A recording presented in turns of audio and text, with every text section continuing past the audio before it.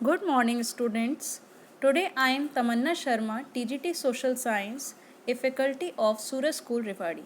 Today I am going to explain chapter 3rd in Geography, which is Rotation and Revolution.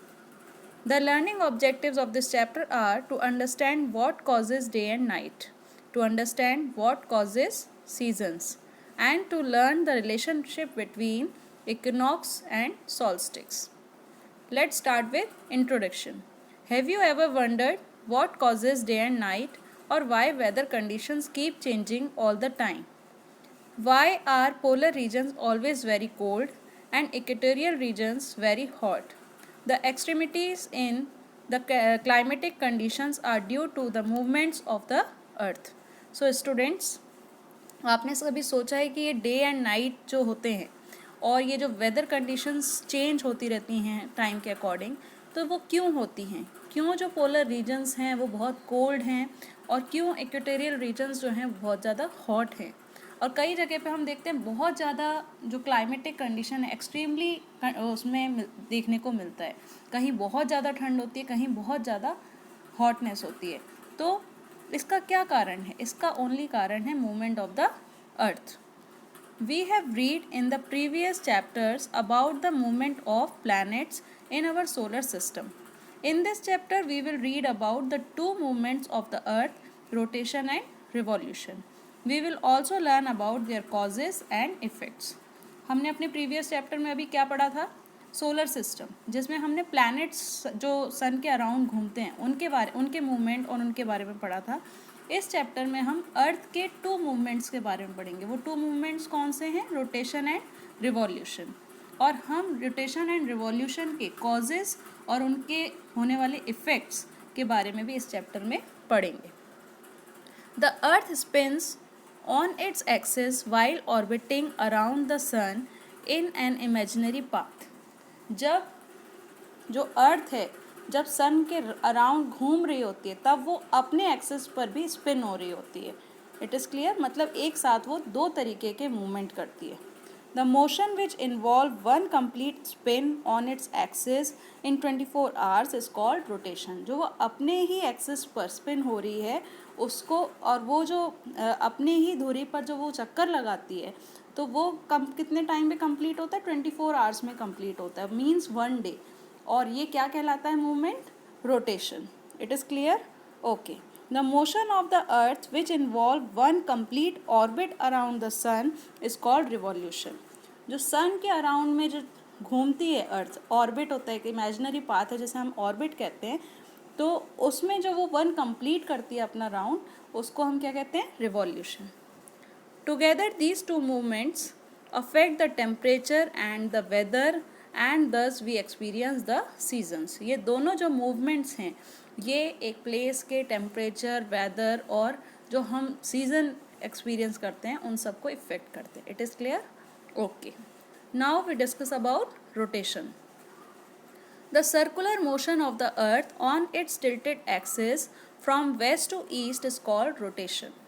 Rotation क्या होता है?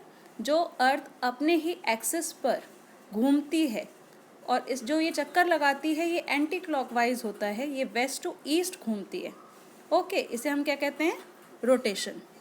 The earth spins like a top at the speed of 1670 kilometre per hour. ये एक घंटे में कितना area cover करती, कितनी स्पीड से घूमती है? 1670 किलोमीटर ये 1 आवर में कंप्लीट कर लेती है. Rotating freely on its axis, it takes the earth roughly 24 hours to complete one rotation, which makes for a single day and night. So ये एक जो अपने ही एक्सेस पर 1 राउंड क्लियर करती है, उसको 1 राउंड पूरा करती है, तो उसे डे एंड नाइट एक दिन बन जाता है. It is clear? Okay. Effects of the earth's rotation. जो अर्थ रोटेट करती है उसका अफेक्ट क्या पड़ता है? As the earth rotates on its own axis, the part which faces the sun experiences daylight, while the part which is away from the sun is dark and experiences night. जब वो अपने ही axis पर rotate होती है तो अर्थ का जो part सन के फ्रंट में होता है तो उधर क्या होता है? डे. और जो सन से दूर होता है और जिस पे सनलाइट नहीं पहुंच पाती है, तो उस जगह पे डार्कनेस होती है, जिसके कारण वहाँ पर नाइट होती है. As the earth is tilted at a certain angle, a part of it comes under the shadow. जब वो एक सर्टेन एंगल से पड़ती है तो कुछ पार्ट होता है जहाँ पर शेडो हो जाती है. The shadow falls in such a way that line seems to separate day from night. और ये जो शेडो है, ये क्या है, इसको हम कहते हैं लाइन ऑफ इल्यूमिनेशन या फिर सर्कल ऑफ इल्यूमिनेशन, जो डे एंड नाइट को डिवाइड करता है. This line is also known as line of illumination. Okay students, it is clear. Since the earth rotates in an anti-clockwise direction, the sun rises in the east and sets in the west. The length of the day is measured from sunrise to sunset. So, जब अर्थ anti clockwise घूमती है, waste to east घूमती है, तो अर्थ जो sun rise करता है वो कौन सी डायरेक्शन से करता है, ईस्ट से करता है, और सनसेट कौन से डायरेक्शन में होता है, वेस्ट में. और जो ये लेंथ होता है डे का, तो ये मेजर्ड किया जाता है सनराइज से लेकर सनसेट तक. Okay, the earth rotate on its tilted axis causes the sun rays to fall at different angles on its surface. When the sun shines directly overhead or its rays are perpendicularly at a place, it experiences noon. जब सन overhead हो जाता है, जब sun rays एकदम directly पड़ने लग जाती है, तो वो कौन सा टाइमिंग होता है, नून. 12 नून हो रहा होता है उस टाइम पर, और उसको हम मिड डे भी कहते हैं. From this position onward the rays of the sun begin to get slanted and a few hours there is evening. जब सनरेज जो होती हैं, जब वो सनसेट होने लगता है, तो उस टाइम पे क्या हो जाता है, evening. Just as the last rays of the sun fade away below the horizon, there is dusk. When the sun sets below the horizon, we experience darkness, which is called night. As the first rays of the sun begin to emerge from beneath the horizon, there is dawn. As sun rises above the horizon, its bright rays bring in the morning and darkness of the sky vanishes. So students, जब sun अपने horizon में क्षितिज की ओर डूब रहा होता है, जब sunset हो रहा होता है, तो उसकी जो लास्ट रे होती है उसको हम क्या कहते हैं, डस्क. और जब मॉर्निंग में जब सन राइज हो रहा होता है, तो जो उसकी फर्स्ट रे होती है उसको हम क्या कहते हैं, डॉन. और जब सन पूरी तरीके से राइज हो जाता है, तो उसकी सनरेज के कारण मॉर्निंग हो जाती है, और स्काई में जितना भी डार्कनेस होता है वो सारी चीज़ें ख़त्म हो जाती हैं. It is clear. If the axis was perpendicular to the plane of the earth, all parts of the globe would have experienced equal length of day and night throughout the year. Since the earth axis is tilted, it causes varying length of days and nights in different seasons. So जो अर्थ की जो अर्थ पर जितनी भी sun rays पड़ती हैं, जो एक डायरेक्शन में पड़ती हैं, तो जितना भी एरिया होता है जहाँ पर एक समान सनरेज पड़ती हैं, तो वहाँ पर throughout the year same days and equal days and night होते हैं. It is clear. और जो हमें वेरिंगनेस देखने को मिलती है, कहीं पे डेज लॉन्ग होते हैं, कहीं पर नाइट लॉन्ग होती हैं, या फिर जो सीज़न चेंज होते हैं, तो ये जो वेरिंगनेस है, भिन्नता है, वो किसके कारण होती है, कि अर्थ पर सनरेज कितनी पड़ रही हैं. इट इज़ क्लियर कि अर्थ कितनी टिल्टेड हो रही है, उसके through days and night set होते हैं. Okay, in summer days are long and nights are short. Summer में आप अभी जैसे समर का सीज़न है, तो आप देखते हो कि डेज लॉन्ग हैं और नाइट कैसी हैं, शॉर्ट हैं. But as winter approaches days begin to get shorter. But winters में क्या होता है, डेज जो होते हैं वो शॉर्ट हो जाते हैं.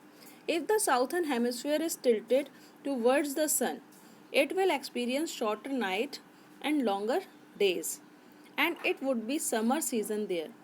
अगर साउथर्न हेमिस्फीयर, कितने हेमिस्फीयर हैं अर्थ के, 2, साउथर्न एंड नॉर्थर्न हेमिस्फीयर. हम साउथर्न हेमिस्फीयर की बात करें कि अगर साउथर्न हेमिस्फीयर पे में सनरेज पड़ रही हैं डायरेक्टली, तो उधर कैसा सीज़न हो जाएगा, समर सीज़न. और समर सीज़न में क्या होता है कि जो डेज होते हैं वो लॉन्ग होते हैं और नाइट किस तरीके की होती हैं, शॉर्ट होती हैं. सो अगर इस तरीके का है, तो वहाँ पर कौन सा सीज़न है, summer season. Places in the equatorial regions have almost equal days and nights throughout the year because the rays of the sun fall directly here all year round। Equatorial region, जो equator के पास के जो reason है उनको हम क्या कहते हैं, इक्वेटोरियल रीजन। और वहाँ पे हमें देखने को मिलता है कि थ्रू आउट द ईयर वहाँ पर इक्वल डे एंड नाइट होते हैं। क्या कारण है? क्योंकि जो सनरेज हैं वो वहाँ पर throughout the year directly पड़ती हैं और इक्वली पड़ती हैं। Okay, as we move away from the equator, rays of the sun become more slant, thereby causing greater variation between day and night। अगर हम इक्वेटर से दूर जाते हैं जैसे जैसे, तो जो सन रेज होती हैं इक्वेटर पे तो डायरेक्टली पड़ती हैं, और जैसे जैसे हम इक्वेटर से दूर होते हैं जो सन रेज होती हैं वो भी स्लांटेड होती चली जाती हैं, प्रॉपर नहीं पड़ती हैं। तो इसके कारण उन एरियाज़ में डे एंड नाइट में काफ़ी वेरिएशन देखने को मिलता है। जो पोल्स एरियाज़ हैं वहाँ पर मिड समर में, during mid summer the poles have 24 hours of daylight. उधर डे जो होता है 24 आवर्स वहाँ पर डे लाइट रहती है। एंड ड्यूरिंग मिड विंटर, जो मिड विंटर है होता है जब, तब वहाँ पर 24 आवर्स डार्कनेस रहती है। It is clear. The earth's rotation also gives its geoid shape. Earth का जो रोटेशन है उस पर, उस अर्थ की शेप का भी, जो अर्थ की शेप कैसी है, जियोइड शेप, तो उसकी शेप का भी इफेक्ट पड़ता है उसके रोटेशन पर। किस तरीके की उसकी शेप है? Bulging at the equator and flatten at the poles.